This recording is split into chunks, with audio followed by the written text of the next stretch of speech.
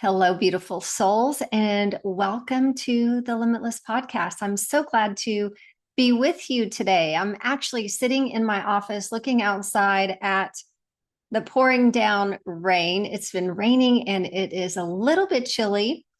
And so I know that fall is quickly approaching. Not going to lie, I love fall. I don't enjoy the rain though, but this is the day that I do a lot of my recordings. And so let it rain. I've got to be inside anyway. So today's podcast it's really all about limiting beliefs. And I wanted to share with you, this is a two-part series. I wanted to share with you the most common limiting beliefs, blocks, shadows, false narratives. I've used all of those words. They all come back to a belief that limits you. And as you know, if you have been with me for a while, you really do not have any limitations. The only limitations that we have are the ones that we choose to believe are true. Because the truth is, you are inherently limitless. You are inherently loved. You are inherently worthy and important. Let's dive into these. Let's take a look at the most common. Today, I'm going to give you half. In the next podcast, I will give you the rest. I think that we can only really absorb so many. As I'm going through the limiting beliefs, I want you to be able to identify where you fit. You can just check the box. Yep, I've recognized that one. That is one that I have. And this is not a guilt or shame game whatsoever. Everybody has limiting beliefs. My belief is that we are born into lack, limitation, scarcity, and inadequacy. How does that happen? If I believe that we are inherently limitless, lovable, worthy, enough, it's because those are passed on to us from our ancestors. The limiting beliefs that I have worked through in my life, my mom had those. And I saw that within the home. I saw those play out in the home. So I took those on too. Her mother had the same limiting beliefs. She had some of her own that were a little bit different, but she had the same limiting beliefs that my mother had. Her mother above, et cetera. And we're not even talking about my father's side.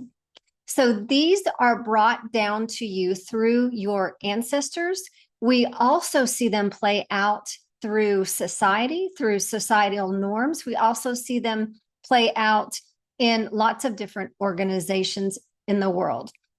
But you will be triggered in childhood. So those childhood memories of lack and limitation, that is actually what we work through. We remember the stories of childhood where you experience a wound from lack and limitation, like I am ugly, I'm not enough, whatever that is.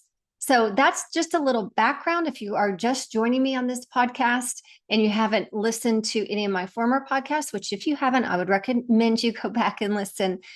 But that is the foundation of a limiting belief. So I want you to understand, no guilt, no shame. I have several of them that pop up. These are the most common. And like I said, I'm giving you half of them today. What do limiting beliefs, what do they really do? Well, truth be told, they keep us stuck. They keep us in this prison of suffering over and over and over again until we actually become aware of what that belief is, that story that's playing in our mind, that narrative that says, I am not something. I am not enough. I am not worthy. I am not lovable. I'm not important, whatever that is. Until we recognize what that story is, it is actually running our life. It shapes how we show up in our relationships. It shapes how we show up in our business. It shapes how we show up for ourselves and how we see ourselves. But it also, it is a lens through which we see everything in the world. We actually, because that's the lens, that is what we look for without our awareness. My job is to help you become aware of these stories, for you to become conscious. Until the unconscious becomes conscious, we will all struggle and suffer. That is a quote, and I don't recall who it was, and I'm not saying it correct. But that it's so true. Until the unconscious becomes conscious, we will always stay in a state of lack, limitation, and struggle. I don't want that for you. I know the freedom on the other side as I have worked through many of mine, and I want that for you. So let's look at some of these beliefs. They usually, like I said, they usually start in childhood, and there are moments where we felt perhaps unsafe, unseen, or unworthy, and they become those scripts that play in our subconscious mind. That's where they're staying. That's their house. The house is the subconscious mind, and it's subtle. You may not even recognize it unless you become frustrated, you become angry. If something upsets you, that's typically when they show up. That's when they show up for you the most. And once you become aware of them, you'll start to see them play out in other areas. Let's dive into the first 5. I'm going to give you the example, but I'm also going to give you a very quick way to reframe that, a different way to look at it. So one of them that I see most common, and almost everybody has this, is I am not safe. This typically has shown up in a childhood situation where we didn't feel safe either being ourselves. We didn't feel safe in our environment. We didn't feel like school, home, a place that, a home that we didn't feel safe in. We didn't feel safe just showing up as truly who we are. So there are lots of different ways that we can see this particular limiting belief play out. And how it shows up when you don't feel safe is maybe there was a lot of criticism for you when you were growing up. And so now you're afraid to use your voice. You're afraid to speak up. That shows up in your marriage. It shows up in your business. It could show up with your children. You want to be friends instead of a parent, so you don't use your voice to make the correction that your children need. You don't use your voice to speak up when your boss asks you to do more than you can actually handle at that particular time. You don't use your voice when your husband has upset you. You're afraid to speak up. It has showed up for me in many, many different ways. I am not safe. It has showed up in all of those categories for me. So I want you to understand the reframe I'm going to give you it seems very simple, but is actually a practice. So I'm just going to give you the reframe. There is not enough time or space here for me to actually teach you how to be safe in your body. Maybe that's a later podcast, but it really comes back to you learning to be safe for yourself. You being safe for yourself. So the reframe looks like safety starts on the inside. Safety starts within me. I remember the moment when it all clicked for me. And I was having a conversation with my husband, and I was wanting him to make me feel safe in certain situations. And it was this aha moment that all of a sudden I was like, oh my gosh, I have been putting a lot of pressure on you to honor making me feel safe. It is up to me to feel safe. It's up to me to feel safe. And that's where it all changed for me. It was recognizing I was placing that safety on my parents. I was placing that safety on my spouse, and I was placing that safety, wanting others to make me feel safe, when really it all starts from within us. So that's the first one. The second one, obviously, this is going to be very common to you. This is a very common one as well. Underlying everything, we all feel at some point a little bit unworthy. So this limiting belief is I am not worthy. And the example is maybe you've received a compliment from someone and you say, oh, this is a Target shirt. So you downplay your worthiness. You downplay compliments. You downplay the praise that you get. I am not worthy. Or maybe you are someone, and there's nothing wrong with this whatsoever. Maybe you are someone who, when you walk into a store, and instead of going to exactly what you want, you go to the sale rack and you pick out something that will just work. Nothing wrong with the sale rack. We all love sale racks. But what I am saying is sometimes we sacrifice what we really desire for just what will work. And that is letting yourself know, I am not worthy of the cost of this item. You're also letting other people know in those circumstances as well, I am not worthy. So think about that. Where does that play out in your life? Chances are it plays out in work, it plays out in your relationships, and it plays out big time in money stories. Number 3, I am not important. This is another one. This is how it plays out. I'm not important. Mine played out as I'm not important and I am dismissed. That was kind of the same limiting belief for me, but it was playing out in different ways. But this one can be very, very subtle. Okay. And I'm going to give you this example because I think most moms experience this. The example with I am not important is we experience some mom guilt if we're tired and we just need to rest. We experience some mom guilt when we feel like we need some time away from family, kidding, like being with our children.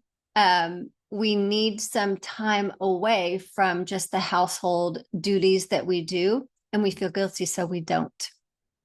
So when was the last time that you treated yourself just to yourself for a weekend by yourself or a weekend with girlfriends? When was the last time you treated yourself to a spa in the evening? You don't want to do that because the kids are at home, so you feel guilt. So basically with this one, it's really saying that my needs don't matter. And the reframe on this one is your needs matter. Your needs matter. I did not give you the reframe on I am not worthy. The reframe is my worth is inherent. It's inherent. And it is because your very DNA says God within the body. God within the body. Okay. You are inherently worthy. I am not enough. This is the 4th one. Whoa. Whoa, whoa, whoa. This is a biggie. And I'm not enough really has some subcategories in it as well. What I see playing out when I am not enough is people who are constantly climbing for that next title because where they are is not enough. People who are climbing for that next level of income because where they are is not enough. Now, I'm just going to give you a little disclaimer here. I'm not saying that titles and wanting to move up in the company or wanting to have more money is an issue. It's not an issue. It is an issue if you believe that that will make you feel more enough or more important. Okay. That's where the issue comes in. But typically what we see is people climbing that ladder, people who are so stressed out because they're just trying to work for that love. They're in hustle mentality. I'm not enough, so I've got to do more to make me be enough. If I get to this, then I will feel worthy. I will feel enough. These are people who are, I see it all the time, they're over certifying. They're constantly looking for the next certification. And they're never launching their business because they just don't believe that they're enough. So the reframe is, I am enough right now. I am enough right now. And lastly, number 5 is I am not lovable. I see this play out a lot in women. Men, I really have to draw that out of them a little bit more. But women, I am not lovable. And this looks like we sabotage relationships. So maybe you're constantly moving from relationship to relationship or friendship to friendship. We sabotage those because we don't feel that we're lovable. And so it's easier for us to walk away than just to learn, you know what? Love is not earned. I need to learn to love me. So the reframe is love is not earned. You are love. You truly are love. You came from love. You are love. All of that. So those are the reframes. Those are the 5 most common, and I will get into more on the next podcast. But I want you just to reflect on which belief or beliefs resonate with you most with you. Just pause and notice where it shows up in your life. So now that you know some of the most common, hopefully, if you weren't able to write these down, you can come back and write these down. And I want you just to become aware where they play out in your life. So now that you have those written down, and you can start to see, oh my gosh, my husband just did this, and it makes me feel like this. There's that story Deanna Herrin was telling me about. Or you are working, you're like, okay, wait. There's that story. I am overdoing because I don't feel like I'm enough. So I'm compensating with trying to prove my worth and value. I want you just to pause and notice that, and becoming aware of that script that's playing in your subconscious mind is the first step to rewiring it. So once you become aware, you're going to start that it's playing out in many different areas. Let me just share with you one that has recently popped up to me for me is I am responsible. And it was something that started to like whisper several months ago. It just was a whisper that I heard. Deanna, you don't have to always be responsible. Deanna, why are you so responsible? And it just played. It was very, very subtle until I could no longer resist it. And I had to work through that and recognized that I have always been the one to be responsible. I don't receive help well. That's changing. I always felt like I had to be the one to organize and do all things, not just my family, but my businesses, etc., instead of delegating. And so that was a big one for me. And it caused a lot of stress in my body. And being able to release that has been a game changer for me. I don't have to be responsible. I can receive. And when I was responsible all the time, I was constantly giving, doing, and I just wasn't being. So that was an underlying story for me. So as you start to recognize those stories, you're going to start seeing them play out more and more in your life. And then you can start to journal it out and rewrite it. So what is the I am not story that you're carrying? I want you to think about that. And what is the truth? What can you write out that is the truth instead? So I want you to recognize that these beliefs are not your truth. They're not who you are. They're just stories that you are here to transcend. Because once you are able to transcend those lack and limitation stories that are playing out in your mind, you can hear crystal clear. That is when my purpose really started to show up.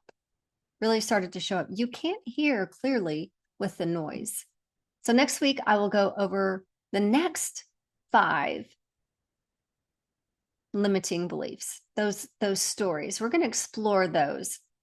And they include, I am not capable and I am not free. Some of the biggies. God bless you. See you next week. Take care.